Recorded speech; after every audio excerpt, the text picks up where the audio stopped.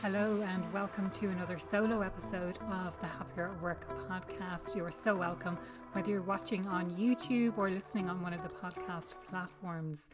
Now, I've had this date for this episode for a long time. Obviously, I know in advance what date which episode is going out, and this happens to be falling on my birthday. And so for a long time, I've had marked in my calendar, I'm going to talk about birthdays at work. And then I suddenly realised when it came to recording, is there really a lot to say about birthdays at work? Only to say happy birthday to me. Now, I'm recording this obviously a little bit in advance of when my birthday is. I'm already looking forward to it. Thank you very much. I'm still in Tenerife. I will be celebrating my birthday here. But when I think back to the corporate days, something that I miss is having people around to celebrate my birthday or having people around to say happy birthday or share a cake with. I don't have that when I'm working on my own.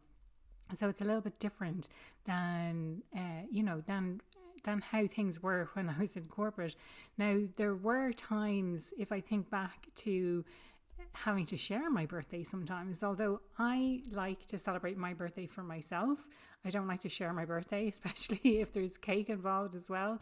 I don't like to necessarily share my birthday. So that's just like interesting fact about me, if you like. So instead of spending today's episode talking all about birthdays at work, maybe you have something to say. So absolutely feel free to share that back with me about your experiences of birthdays at work. Maybe you don't like to celebrate your birthday at work. I know I have worked with people who don't like to tell people when their birthday is because they don't want anyone to know. They don't want anyone to know how old they are or that they're celebrating their birthday, which I find quite strange myself because I love celebrating my birthday. I want to give another shout out to everyone who has completed the survey looking for feedback about the Happier at Work podcast. I really appreciate you taking the time to fill out that survey. It really helps me to design a better podcast for you. So thank you to those who have taken the time to fill it out. Thanks as well to everyone who has submitted a question for the listener questions, which will be starting in 2024. Anything related to career or culture, if you want your questions answered, do feel free to share them with me.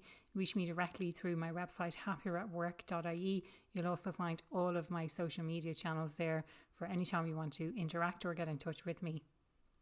So, instead of talking this entire podcast about birthdays, I thought it would be really great to revisit the different frameworks in relation to Happier at Work. And this first part, I suppose, is a throwback to about 3 years ago when I interviewed Emiliana Simon Thomas on the podcast.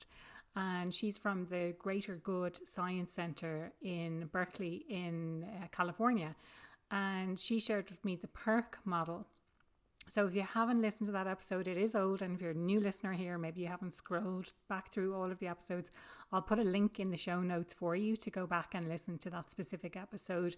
But it's really interesting and insightful, and all of the research that they've done there at the Greater Good Science Centre, really, really brilliant. So the PERC model stands for purpose, engagement, resilience, and kindness. So the purpose is really about having a sense of purpose in the work that you do and having a grander sense of purpose in the world. So is the purpose that you fulfill through the work that you do related to the impact that you want to have in the world? Maybe have a think about that as you're listening. Engagement then is about how engaged you are in the work that you're doing. Does it light you up? Does it bring you into a state of flow? Resilience then is how you bounce back from setbacks. So when things don't go your way, when things don't really go according to plan, how quickly can you come back from what happens in that situation?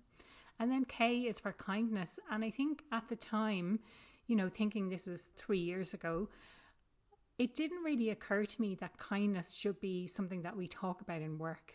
But now that I've done all of the work that I've done and all of the experiences that I've had, I can see how there are some things that are so fundamental to how we work. So things like showing people respect, treating people with kindness, showing empathy, being authentic and vulnerable at work. All of these things are so important. But I love this idea of kindness. So what does that actually mean to you?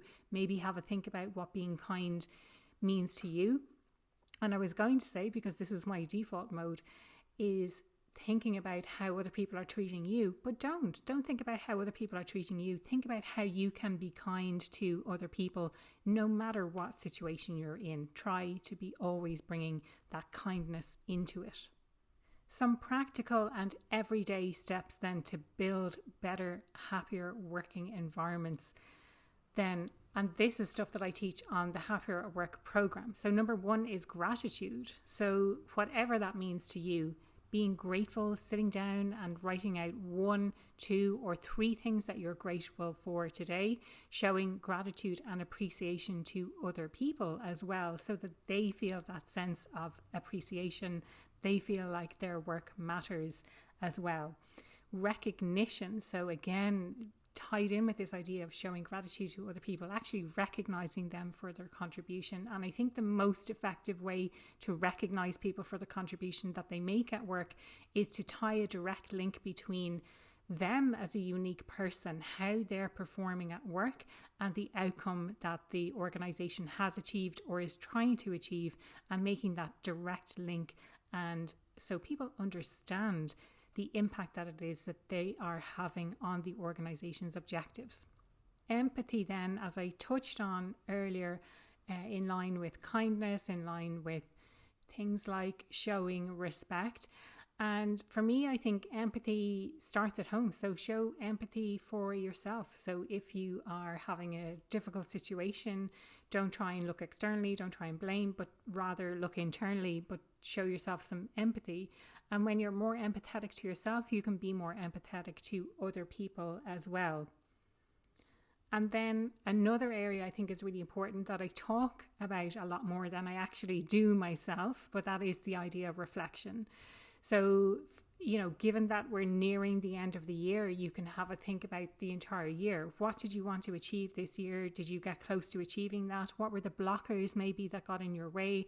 What do you want to achieve next year? And what are potential obstacles that could be in your way for achieving what it is that you want to achieve next year? I love using the power of reflection, even on a daily basis. So thinking about what you achieved today, what you didn't achieve, what you might do differently next time. Always thinking about next time. So this is not a way to blame yourself. It's more thinking, what might you do differently next time to anticipate anything that might get in your way, or would you reach for a higher goal, for example? So thinking about what you might do differently. On that note, on reflection in particular, I'm in the process of creating a digital, call it a digital planner, a digital workbook that you can use to reflect through. It essentially something that you can capture everything, but in a digital format. So it's much easier to navigate than a regular notebook. It will have clickable links for different months and different individual days. I'm not sure entirely how the structure will look like, but it's something that I'm working on to keep myself on track on the things that I say that I want to achieve and how those things relate to the bigger picture of what it is that I'm trying to achieve, which will help protect me from, which I often suffer from, shiny object syndrome and getting distracted by things that are not really that important. So if you want a copy of that, feel free to reach out to me directly. As I mentioned, the website is probably the best place because it has all of my links, happieratwork.ie, and I'd absolutely love to hear from you and to get your hands on a copy of that. With the imminent launch of Happier at Work HQ platform for career and culture, it would be remiss of me not to mention the Happier at Work framework, which I have been talking about probably for 3 years now, but haven't always been able to verbalize it in the best way. So it's an evolution in terms of how I talk about it, but I love talking about it. I love that it's all based on research. I love that it's not a one size fits all, but rather a framework to think about how you can approach work differently. So it starts by looking at values. So what are your core values as an organization, as an individual? Within the organization, are the values being lived? Is that the lived experience of the people who work in that organization? Are they experiencing those values as you have set them out? And if not, then that's the place to start, making sure that the lived experience of employees is the same as the aspirational values that you have created.